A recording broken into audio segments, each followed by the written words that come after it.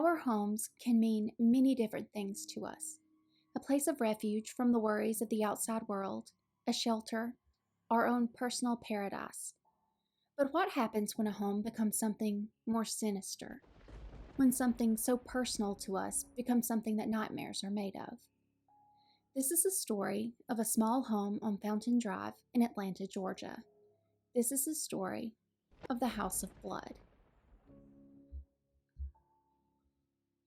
It was a sleepy September night in 1987 in Atlanta, Georgia. The town was covered in a layer of fog as nighttime settled in on Fountain Drive. 77-year-old Minnie Winston was enjoying a bath after a day not unlike any other. Her husband, 79-year-old William Winston, was lounging in their bedroom. All appeared to be normal in the Winston household. That is until Minnie stepped out of the bathtub and her foot touched the floor. Minnie looked down at her foot, and to her surprise, it appeared to be bleeding.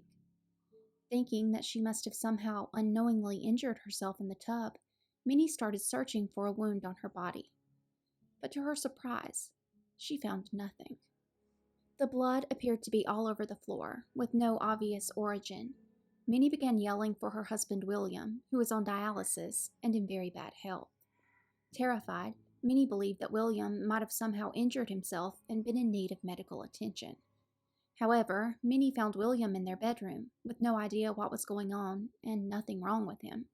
Definitely not injured or bleeding. Frantically, Minnie searched the 6-room home for a hurt animal, or anything to explain the blood in the home. But no animal was ever found. However, the blood was discovered to be everywhere. The floors, the walls, even spurting up through the floorboards. It was as if the very home itself was bleeding. But homes aren't living things. Homes can't bleed.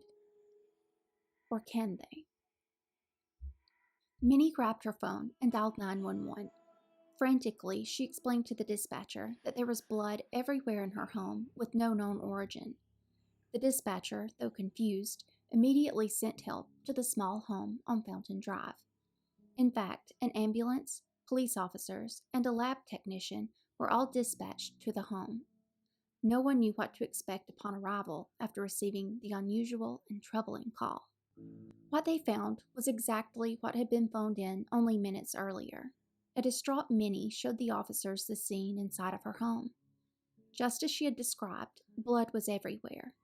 And just as she had said, the blood had no obvious origin. After searching every inch of the home, police found nothing to explain the event. It was as if the very house itself was bleeding internally. The lab tech took samples of the red liquid that covered the home to decipher if it truly was blood, or perhaps something more easily explained.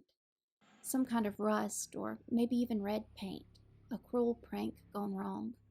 Something, anything, that could easily put an end to this most bizarre event. But this wasn't a prank, and it wasn't rust. Lab tests of the liquid proved that it was in fact blood, type O blood to be exact, a blood type that neither Minnie nor her husband William had. The Winstons both had type A blood. Police held a press conference and stated that they were still working on the case, but had no concrete ideas as to what caused the home to ooze type O blood. As it would turn out, answers would never come. Minnie and William continued living in the home and luckily had no more occurrences of bleeding from within. In the years since the incident on that foggy Atlanta night in 1987, no answers have been revealed, leaving the riddle of the bleeding home just as horrific and bizarre today as it was in 1987. But there must be a logical explanation, correct? A house doesn't bleed from within. A house can't produce blood out of its very walls and floor. Or can it? Thank you for watching Twisted Willow Pictures. Until next time, sweet dreams.